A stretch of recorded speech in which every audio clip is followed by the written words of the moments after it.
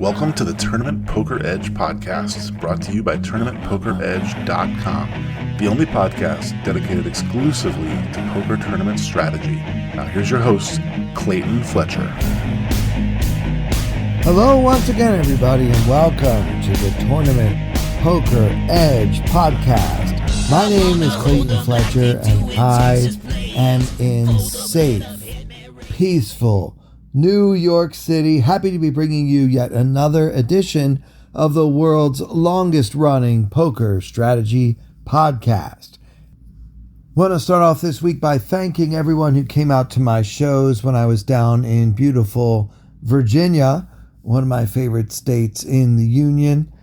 It was great to see some of you guys come out and check out the show. I'm performing all over New York City this weekend, but then next weekend, the first weekend in October, I will be appearing at Yuck Yucks in Toronto, Ontario, Canada. And I'd love to see some of you there. It is one of my favorite clubs. It is the flagship, the original Yuck Yucks. It puts the yuck in Yuck Yucks, and you can get tickets at yuckyucks.com. Let's see what else is going on. The World Series of Poker Europe is in full swing, and I've still never made the trip to Rosvadov, or however you say it, the name of that place. Everybody tells me there's not much going on there, and I have never really felt the need to go. As much as I would like to win a bracelet, I don't need to go to every single place that they give out bracelets. I will be playing, however, and at least some of the tournaments on WSOP Online next month, as they are doing a whole bracelet series starting September 28th and running through the whole month of October. So I've seen the schedule. It looks impressive. A couple of mystery bounties, even a PLO mystery bounty.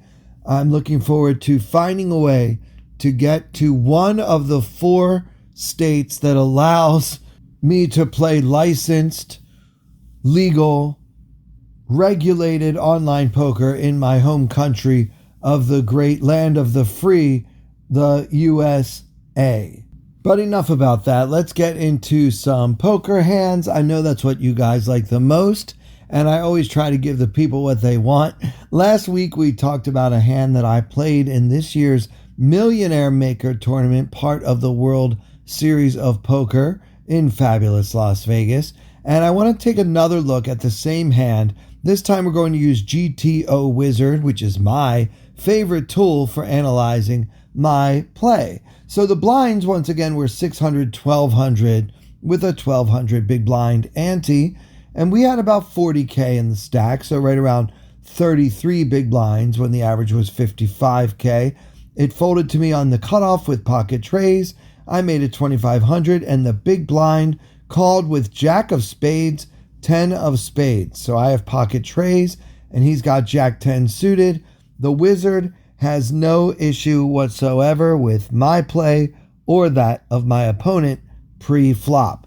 So now with 6,800 in the middle, the flop comes Ace of Hearts, Jack of Hearts, 4 of Diamonds, and Villain checked with middle pair and a backdoor straight draw, and I bet 1,600 with my pair of trays, clearly turning this hand into a bluff, and Villain called. So the Wizard, in my shoes, actually employs a mixed strategy of bet sizing, but never checks. So we are literally always betting this flop, and my sizing that I chose is the most common at 38%, but we go all the way up to full pot. 27% of the time we're just supposed to pot this. And I think this really goes to something that I pointed out last week as we hear the sirens in the background proving that I am not in Virginia anymore. I'm back in New York City, and these emergency vehicles sound like they're right outside my door. They're not. Anyway, I hope you guys can't hear all that ruckus. But last week we were saying that because this is such a strong flop for my range with the 2 Broadway cards, 2 high cards, 2 of a suit, it's just a better flop for me than it is for the big blind's defending range. And so for that reason, we want to be betting this flop. I said last week almost all the time. It turns out we bet it all the time, even going as far as to full pot it more than a quarter of the time. I bet 1,600. Villain called, and now we're going to see a turn with 10,000 in the middle. The turn was the deuce of spades. So it's ace, jack, 4, deuce. No flush yet, but there's still that front door flush draw on the flop. Villain checks again. I went big this time. I bet 8K into 10K, and villain called. Now the solver is again going to employ a mixed strategy. In my shoes, the solver wants to check 28% of the time, bet 13K, which is 130% of the pot, 55% of the time, and my sizing, about 80% of the pot, 14% of the time. So my play is solver approved, and I clearly had the right idea, but this is one of those spots when we need to find that overbet. Again, really exploiting our nuts advantage. We have pocket aces, villain does not. We have pocket jacks, villain does not. We have ace jack, and villain probably has some, but not that much, because that's really a good candidate for 3-betting at this stack depth and given the other positions at the table. Also, with 2 3s, we block the nuts, which is 5 tray. That deuce of spades on the turn brought a wheel possibility. And so, yeah, I think I had the right idea betting big here, but the solver wants me to go much, much bigger. And now let's flip things around. Look at the hand again from villain's shoes. He's got the jack 10 of spades, and now I just bet 8K into 10K. He's sitting there with middle pair and no back doors anymore. He's actually supposed to start folding here 15% of the time, but he does call the rest. So obviously, villain's play in this situation was solver approved. And now we go to a river with 36,000 in the middle. The river came the king of spades.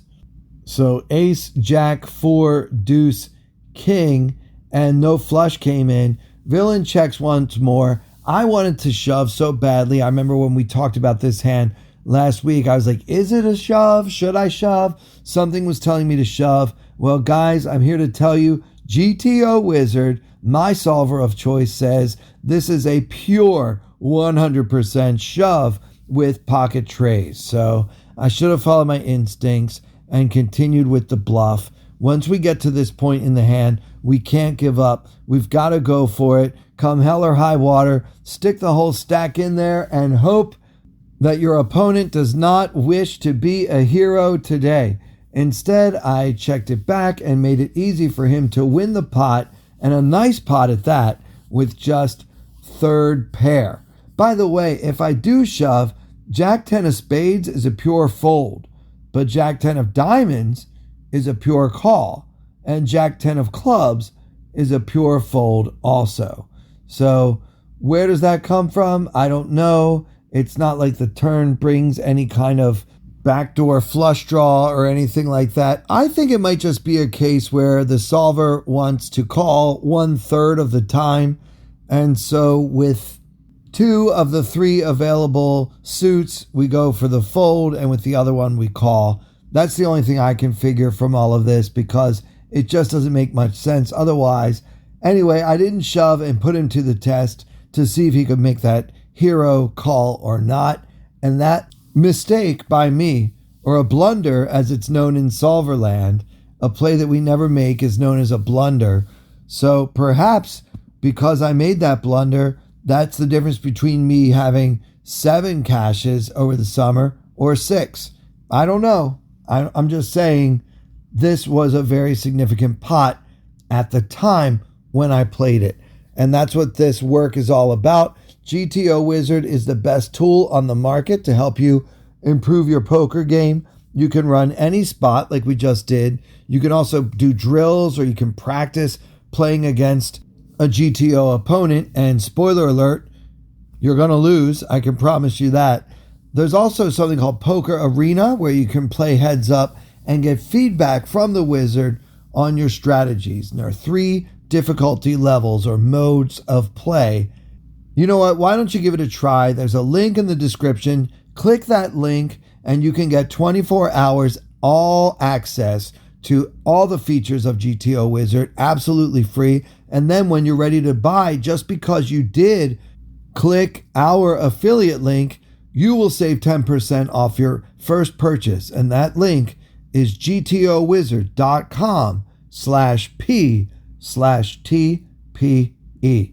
All right, guys, I want to look at a hand from a $1 million tournament that I played over the summer at the Venetian in fabulous Las Vegas. I remember here on the podcast extolling the virtues of the brand new poker room at the Venetian. I really enjoyed the tournaments that I played there, not just the WPT event that I made into my own personal summer saver, but the other tournaments as well, including this one, $1 million guarantee, a $1,600 buy-in, 3 starting days right in the middle of the summer.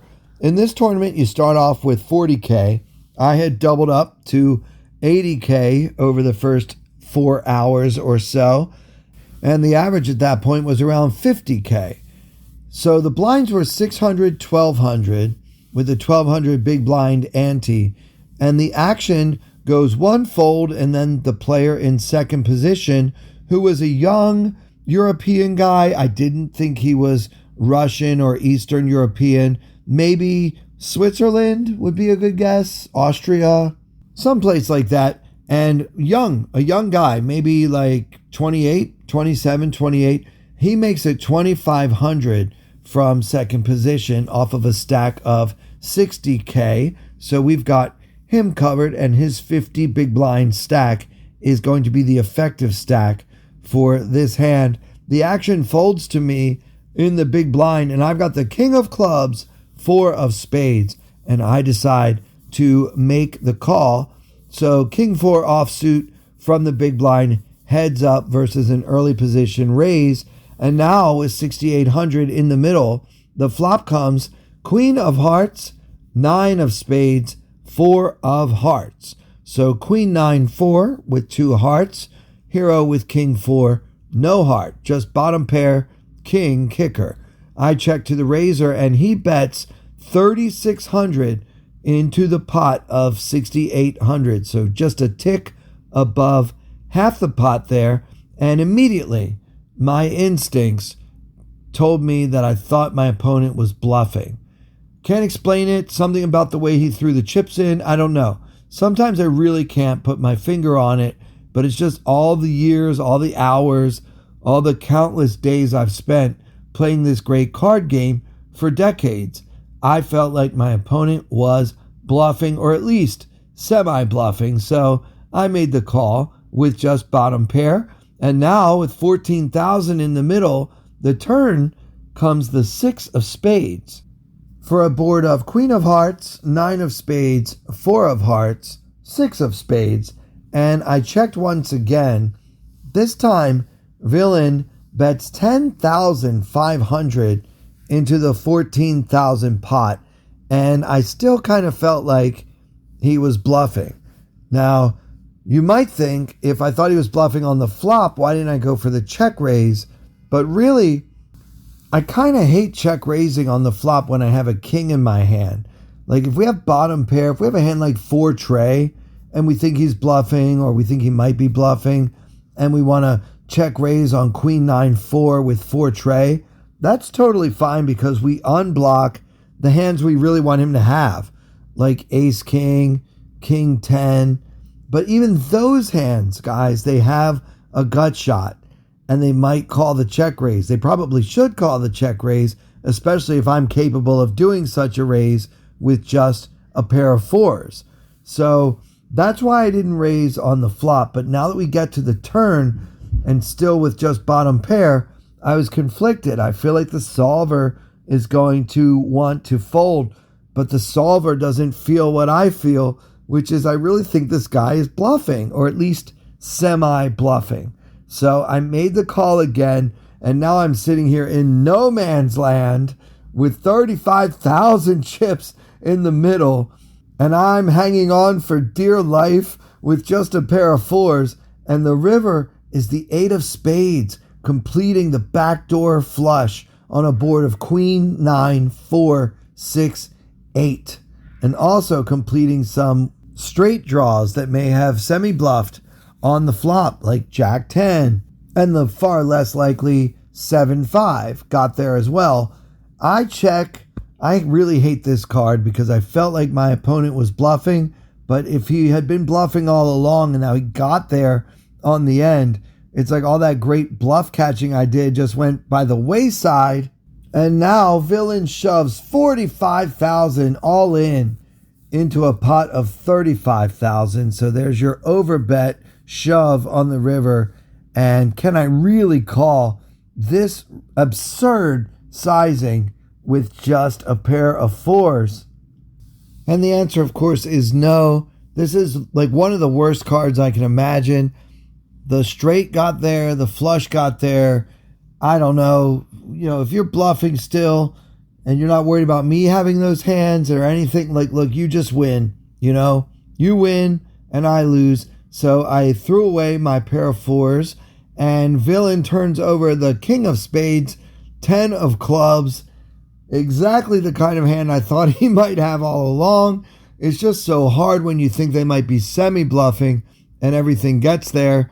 So he basically owned my soul, and with that, my stack dwindled ever closer to the average. I didn't end up cashing in that event, but it's really about the friends we made along the way. And that'll do it for this episode. Hope you guys enjoyed it.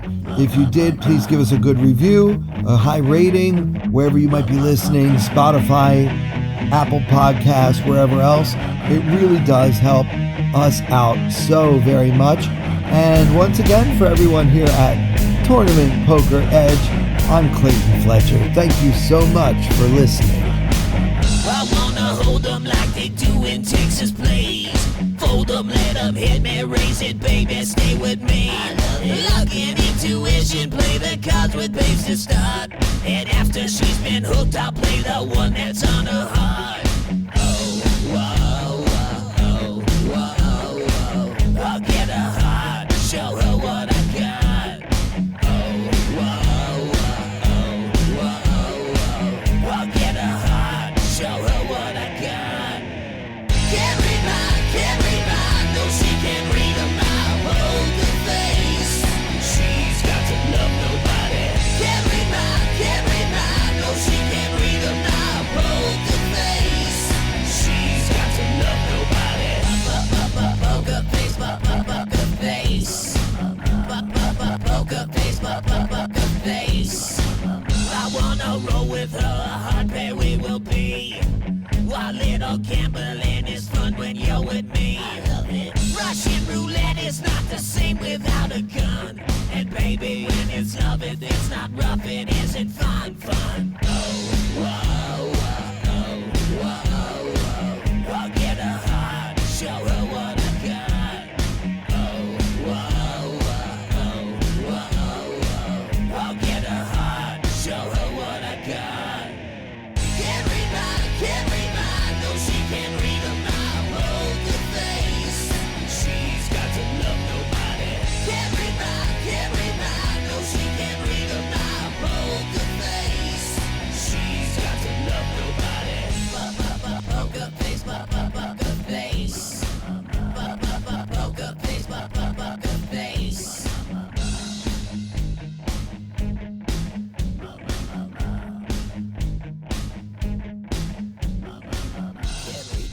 Can't read mine, no she can't read a mile.